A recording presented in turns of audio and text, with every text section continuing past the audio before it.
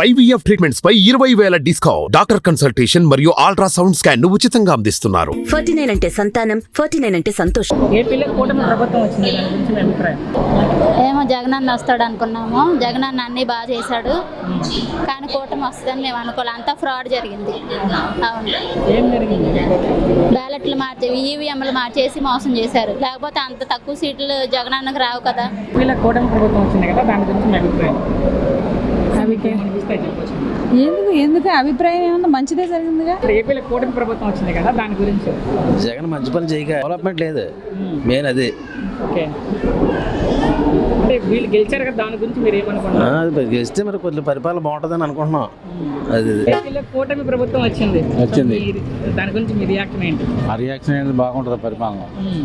ఏపీలో కూటమి ప్రభుత్వం వచ్చింది, దాని గురించి మీ అభిప్రాయం? బాగానే ఉన్నాయి, మంచి సీట్లు ఇచ్చారు జనాలు కూడా.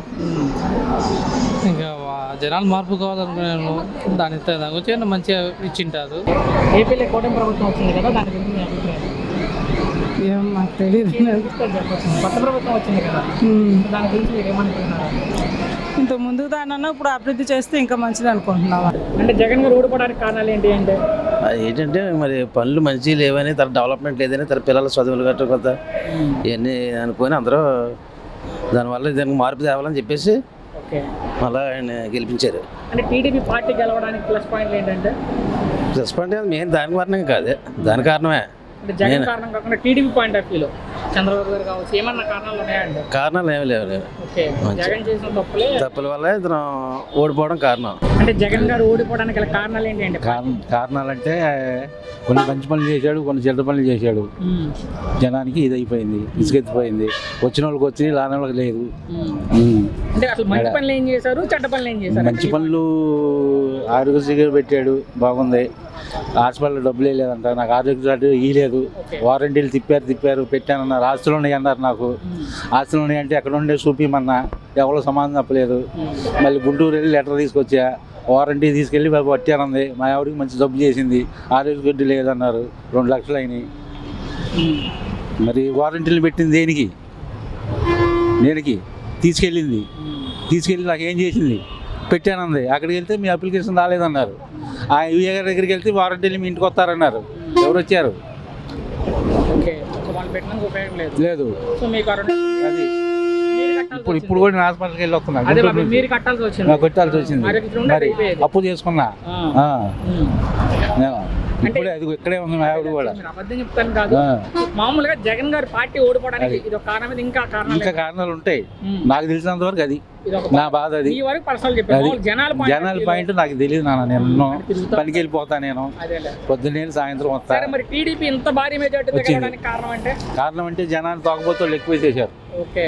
ఎంప్లాయీస్ జీతాలు ఇట్లా, వార్డర్లు జీతాలు ఇట్లా, వాళ్ళందరూ తిరిగి వేసేసారు. అది మరి ఎలా ఉండొచ్చు అంటారు? ఇప్పుడు చేసిన హామీలు నెరవేర్చాడు అనుకో, వస్తాడు. రాలేదనుకో ఈసారి ఎవరికి కూడా ఏరు జనం. అంటే జగన్ గారి పార్టీ ఓడిపోవడానికి గల కారణాలు అంటే ఏం చెప్తారు? ఓడిపోవడానికి మనకేం తెలుస్తుంది, అంత తెలియదు. మేమంటే రాజధాని తేపోవటం వల్ల ఓడిపోయారని అనుకుంటున్నాం అంతే. అది ఇంకేం లేదండి. రాజధానియే కదా మనం రాష్ట్రానికి మెయిన్, రాజధానియే కదా కావాల్సింది. అది లేకోకుండా మనం రాజధాని ఏం నడుపుతాం, మెయిన్ అదే అనుకుంటున్నాం. ఇంకా 11 సీట్లు మాత్రమే వచ్చాయన్న జగన్ గారి పార్టీ. అదే రీజన్ అయ్యి ఉంటుంది ఎక్కువగా. అదే నేను అనుకుంటున్నాను. రాజధాని లేనిదే రాష్ట్రం ముందుకు వెళ్ళదు కదా, అందువల్ల నేను అదొక్కటే రీజన్ అనుకుంటున్నాను. చంద్రబాబు గారి పార్టీ కూటమి ఏదైతే ఉందో, టీడీపీ, జనసేన, బీజేపీ 164 సీట్లు గెలిచారు. రాజధాని కాకుండా ఇంకా ఏమైనా ప్లస్ పాయింట్లు ఉన్నాయంటే కూటమి కంటే వీళ్ళు ముగ్గురు కలవడం వల్ల ఇంకేమైనా మనకు కావాల్సింది దొరుకుతుందని ఆశ, అంతే. ఏమీ లేదు. ఇప్పుడు మనకు కావాల్సింది రాజధాని కాబట్టి వీళ్ళు ముగ్గురు కలవడం వల్ల మనకు అది దొరుకుతుందని ఆశ. అంటే జగన్ గారి పార్టీ ఓడిపోవడానికి కారణాలు ఏంటి? అది వాళ్ళకే తెలియాలి. మీ వరకు యాజ్ ఎ పబ్లిక్ మీరేమనుకున్నారు, మీ పాయింట్ ఆఫ్ వ్యూ? మా పాయింట్ ఆఫ్ వ్యూ అనుకోవడం అంటే ఇంకా ఏమో జనాలు అంటే ఈ డబ్బులు ఇచ్చే వాటికంటే కూడా అభివృద్ధి అవి ఎక్కువ కోరుకున్నారేమో, ముఖ్యంగా వాళ్ళ పిల్లల భవిష్యత్తు కోసం. కానీ దాని గురించి ఏమన్నా ఉండొచ్చు, అలా ఆలోచించి అని ఒకటి వేసి ఉండొచ్చు. అంటే వీళ్ళు కూడా జాబ్స్ ఇచ్చారు, కాకపోతే ఇంకొంచెం ఎక్కువ దాని ఈ పథకాల గురించి కాకుండా పిల్లల భవిష్యత్తు గురించి, ఇప్పుడు బడి పిల్లలు వాళ్ళు అన్నారు కదా, దానికి కూడా కాకుండా ఇప్పుడు డిగ్రీ చదివిన వాళ్ళు బీటెక్ చదివిన వాళ్ళు ఉంటారు కదా, వాళ్ళ గురించి కూడా ఆలోచించి ఏదన్నా చేస్తుంటే ఇంకొంచెం బెటర్గా ఉండేది. కానీ ఇప్పుడైతే మారింది కాబట్టి చూద్దాం వీళ్ళు ఎలా చేస్తారో. ఒకవేళ కాని పక్షంలో మళ్ళీ జనాలే కదా ఎన్నుకున్నది, మళ్ళీ వాళ్ళే వీళ్ళ దీనికి వస్తారు. కేవలం 11 సీట్లు మాత్రమే వచ్చాయి వైసీపీకి. అది మనకు దాని గురించి ఎక్కువ మాట్లాడిన కానీ నేను ప్రజెంట్ అయితే మీరు అడిగిన దానికైతే నేను చెప్తున్నాను. కూటమికి ఏమి భారీ మెజార్టీ రావడానికి కారణం ఏంటి అంటే లాస్ట్ టైం వాళ్ళకి కూడా 150 వచ్చాయి, అది కూడా భారీ మెజార్టీ కూడా వచ్చింది.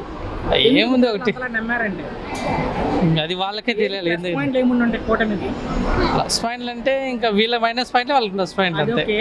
బట్ అది కాకుండా స్పెషల్గా ఏమన్నా కూటమి తెలిసారు కాబట్టి అది ఏమో అన్న నేనైతే అంతగా చెప్పలేను. అంతే. అంటే జగన్ గారు ఓడిపోవడానికి గల కారణం ఏంటి అంటే ఈవీఎంలు మార్చేశారు, లేకపోతే జగన్ అన్న ఓడిపోయేవాడే కాదు కన్ఫామ్గా. అంతే. అంటే కేవలం 11 సీట్లు మాత్రమే వచ్చాయి. అవును, అంత తక్కువ రావు కదా, మోసం చేశారు. ఈవీఎంలు మార్చేశారు కదన్నా, అది మీకు తెలియట్లేదా? అందరికీ తెలుస్తుంది, అందరూ చూస్తున్నారు.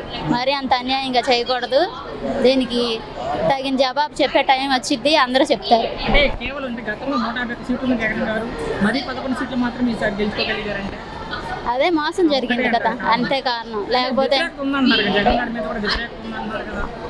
జగనాన్ని మంచి చేశారు, చాలా జరిగింది మంచి జగనన్న వల్ల.